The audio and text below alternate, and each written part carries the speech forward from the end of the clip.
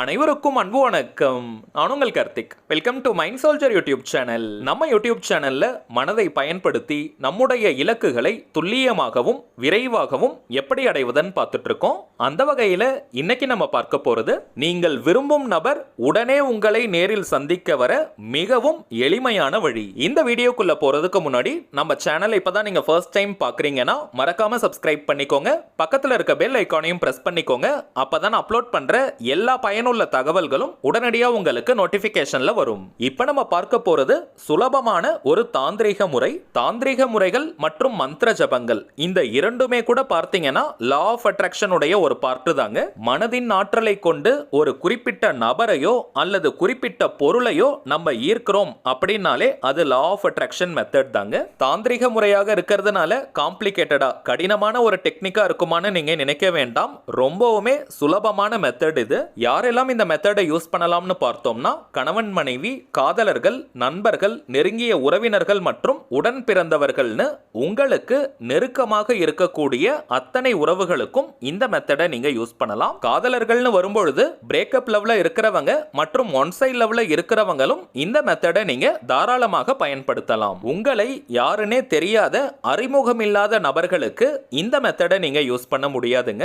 அதே போல யாருக்காக இந்த மெத்தடை நீங்க யூஸ் பண்றீங்களோ அந்த குறிப்பிட்ட நபர் வெளியூர்ல, வெளிநாட்டுல அல்லது உங்களை நேரில் சந்திக்க வர முடியாத அளவிற்கு தொலைவில் இருக்கிற பட்சத்துல இந்த மெத்தட் எப்படி பலன் கொடுக்கும்னு பார்த்தீங்கன்னா, ஏதாவது ஒரு வழியில உங்களை அவங்க தொடர்பு கொள்வாங்க. அது போன் கால், வீடியோ கால் அல்லது மெசேஜஸ் இல்லனா சோஷியல் மீடியாஸ்னு ஏதாவது ஒரு மீடியம்ல அவங்க உங்களை தொடர்பு கொள்வாங்க. பொதுவாகவே தாந்திரிக முறையினாலே அதற்கு சில புறப்பொருட்கள் தேவை.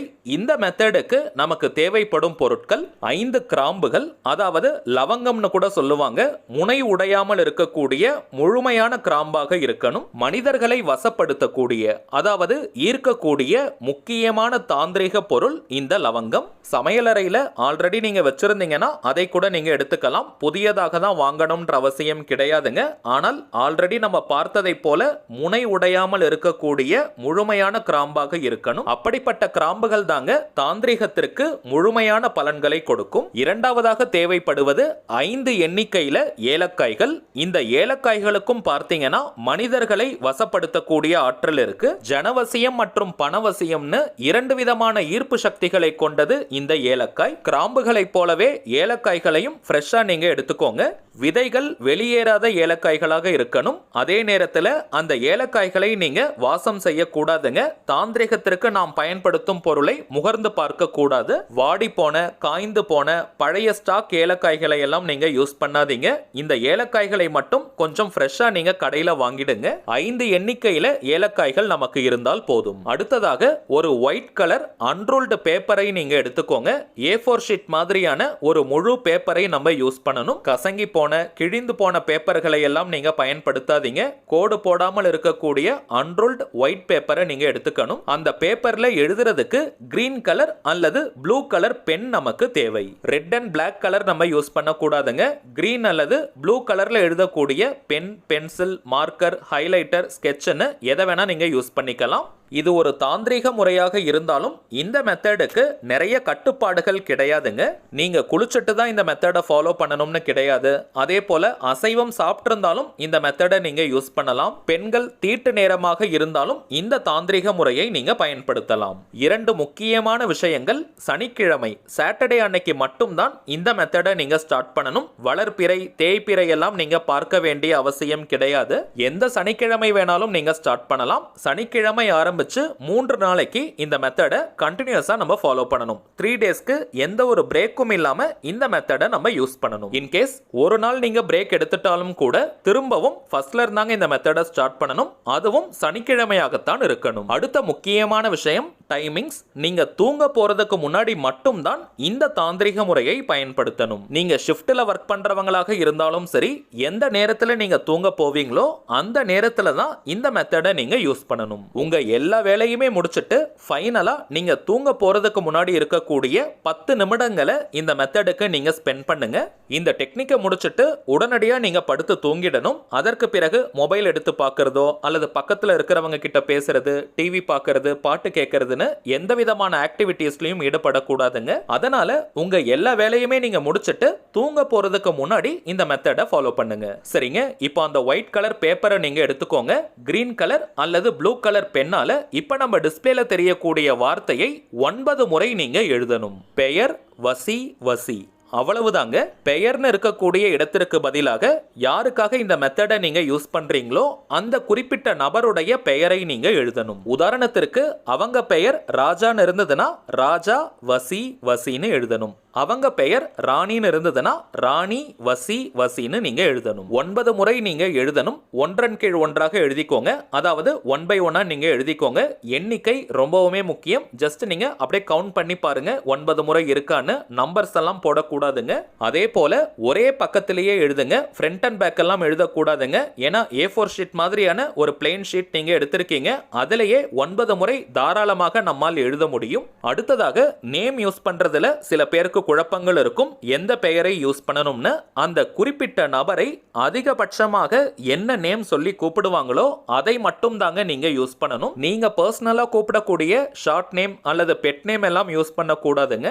அவங்க படிக்கிற ஸ்கூல்ல, காலேஜ்ல அல்லது ஒர்க் பண்ற இடத்துல என்ன நேம் சொல்லி கூப்பிடுவாங்களோ அந்த நேமை நீங்க யூஸ் பண்ணுங்க. அதற்காக இனிஷியல்லாம் போடணும்ன்ற அவசியம் கிடையாதுங்க. அவங்க பெயர் மட்டும் நீங்க எழுதுங்க போதும். 9 முறை நீங்க எழுதினதற்கு பிறகு அந்த பேப்பருக்கு மேல 5 ஏலக்காய்கள் மற்றும் 5 கிராம்புகளை வச்சு அந்த பேப்பரை நீங்க மடிச்சிருங்க. அந்த ஏலக்காய்கள் மற்றும் கிராம்புகள் வெளியே வராத மாதிரி அந்த பேப்பரை நீங்க மடிச்சுக்கோங்க.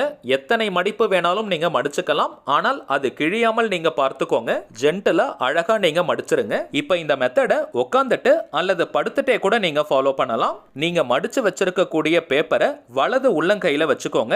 ரைட் ஹேண்ட் உள்ளங்கைக்குள்ள வச்சுக்கணும். ஆண்கள் பெண்கள் யாராக இருந்தாலுமே ரைட் ஹேண்ட் தாங்க அந்த பேப்பரை நீங்க வச்சுக்கணும். இப்ப ஒரு 2 நிமிஷம் உங்களுடைய உள்மூச்சு மற்றும் வெளிமூச்சை நீங்க கவனிக்கணும். மூச்சு பயிற்சி எல்லாம் நீங்க செய்ய வேண்டாம். ஜஸ்ட் உங்களுடைய மூச்சு காற்றை நீங்க கவனித்தால் போதும். மூச்சை நம்ம கவனிக்கும் பொழுது உடலும் மனமும் அமைதியான ஒரு நிலைக்கு போகும். தூக்கம் வருவது போல ஒரு உணர்வு நமக்கு வரும். அந்த நிலை வந்ததற்கு பிறகு யாருக்காக இந்த மெத்தடை ஃபாலோ பண்றீங்களோ அந்த குறிப்பிட்ட நபரின் உருவத்தை உங்க மனக்கண்ணால நீங்க பாருங்க. நல்லா கிளியரா இமேஜின் பண்ணுங்க. கற்பனை செய்ய முடியாதவங்க ஜஸ்ட் அந்த குறிப்பிட்ட நபரை மனதார நீங்க நினைச்சுக்கிட்டாலே போதும். ஆனால் ஆழமாக அவங்கள நீங்க நினைக்கணும். இந்த இடத்துல கவனம் சிதறக்கூடாதுங்க. அவங்கள மனதார நீங்க நினைச்சுக்கணும். அல்லது அவங்களுடைய உருவத்தை நீங்க தத்ரூபமாக கற்பனை செய்யணும். எந்த ஒரு அவசரமும் வேண்டாம். நீங்க பொறுமையா ரிலாக்ஸ்டா அந்த நபரை பற்றி நினைங்க அல்லது கற்பனை செய்யுங்க. உண்மையிலேயே அந்த நபர் உங்க பக்கத்துல இருக்கிறதாக நீங்க ஃபீல் பண்ணுங்க.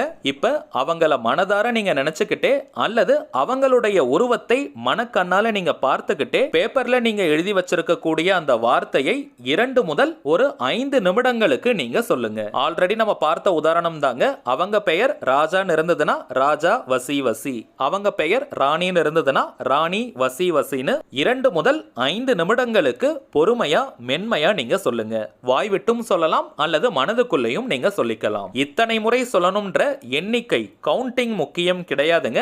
அதனால பொறுமையா மென்மையா உணர்ந்து நீங்க சொல்லுங்க. 2 முதல் 5 நிமிடங்கள் நீங்க சொல்லி முடிச்சதற்கு பிறகு உங்க வலது கையில இருக்கக்கூடிய அந்த பேப்பரை தலகாணிக்கு அடியில அல்லது தலகாணி உரைக்குள்ள வச்சுட்டு படுத்து நீங்க தூங்கிடுங்க. அவ்வளவுதாங்க இந்த மெத்தட். இதே போல 3 டேஸ்க்கு நீங்க ஃபாலோ பண்ணணும். ஃபர்ஸ்ட் டே இந்த மெத்தடை நீங்க கம்ப்ளீட் பண்ணதற்கு பிறகு உங்க தலகாணிக்கு அடியில இருக்கக்கூடிய அந்த பேப்பரை காலையில நீங்க எடுத்து சேஃப்டியான ஒரு இடத்துல வச்சிருங்க. அதே மடிச்சு வச்ச பேப்பரை தாங்க 3 நாளைக்கும் நம்ம பயன்படுத்தணும். 3 டேஸ்க்கும் அதே தான் நம்ம யூஸ் பண்ணணும். டெய்லி நீங்க ஃப்ரெஷ்ஷா பேப்பர் எடுக்கணும், பெயர் எழுதணும்ன்ற அவசியம் கிடையாதுங்க. மடிச்சு வச்சிருக்கக்கூடிய அந்த பேப்பரை நீங்க ஓபனே பண்ணாதீங்க.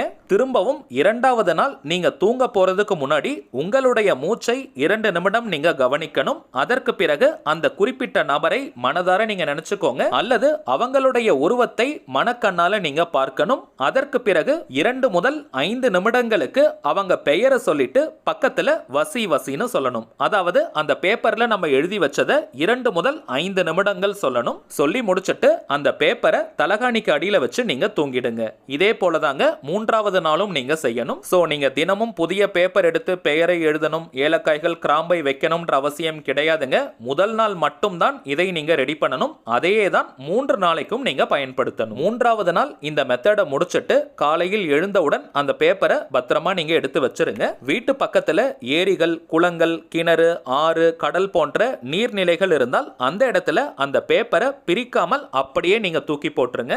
நீர்நிலைகள் இல்லாதவங்க ஜஸ்ட் அந்த பேப்பரை பிரிக்காமல் அப்படியே நீங்க எரிச்சிடுங்க. எரிக்கவும் முடியாதவங்க அந்த பேப்பரை அப்படியே நீங்க வச்சுக்கோங்க, தவறே கிடையாது. 3 டேஸ்க்கு இந்த மெத்தடை முடிச்சதற்கு பிறகு எந்த நாள், எந்த கிழமை, எந்த நேரத்துல வேணாலும் இந்த பேப்பரை நீங்க டிஸ்போஸ் பண்ணலாம். இப்ப நம்ம பார்த்ததை போல கரெக்டா நீங்க ஃபாலோ பண்ணீங்கன்னா மேக்ஸிமம் ஒரே நாள்ல உங்களுக்கு ரிசல்ட் கிடைச்சிரும். அப்படி இல்லைனாலும் மேக்ஸிமம் 3 டேஸ்ல உங்களுக்கு ரிசல்ட் கிடைச்சிரும். ஒரே நாள்ல உங்களுக்கு ரிசல்ட் கிடைச்சிட்டா கூட இந்த மெத்தடை அப்படியே டிராப் பண்ண கூடாதுங்க. ஸ்டாப் பண்ணிடாதீங்க. 3 டேஸ்க்கு நீங்க கம்ப்ளீட் பண்ணணும். எக்காரணத்தை கொண்டும் அந்த குறிப்பிட்ட நபருக்கு இப்படி ஒரு தாந்திரிக முறையை நீங்க ஃபாலோ பண்ணது தெரியவே கூடாதுங்க. அவங்க உங்களை பார்க்க வந்ததற்கு பிறகு இப்படி ஒரு மெத்தடை நீங்க ஃபாலோ பண்ணதை அவங்க கிட்ட சொல்லிடாதீங்க. சில தாந்திரிக முறைகள் ரகசியமாகத்தான் இருக்கணும். சோ தேவைப்படுறவங்க இப்ப நம்ம பார்த்ததை போல ஒரு லைன் கூட மிஸ் பண்ணாம முழு நம்பிக்கையோட நீங்க ஃபாலோ பண்ணுங்க. இன்ஸ்டன்ட்டா உங்களுக்கு ரிசல்ட் கிடைக்கும். சரிங்க, அவ்வளவுதான் இந்த பதிவு. நிச்சயமா உங்களுக்கு பயனுள்ளதா இருந்திருக்கும்னு நினைக்கிறேன். மேலும் இந்த வீடியோ உங்களுக்கு பிடிச்சிருந்தா மறக்காம லைக் பண்ணுங்க. நம்ம சேனலையும் சப்ஸ்கிரைப் பண்ணிக்கோங்க. தேவைப்பட்டுச்சுன்னா உங்க ஃப்ரெண்ட்ஸ் அண்ட் ஃபேமிலிக்கும் இந்த வீடியோவை ஷேர் பண்ணுங்க. அடுத்ததா இன்னொரு முக்கியமான தலைப்போட நான் உங்களை சந்திக்கிறேன். என்றும் அன்புடன் கார்த்திக். நன்றி.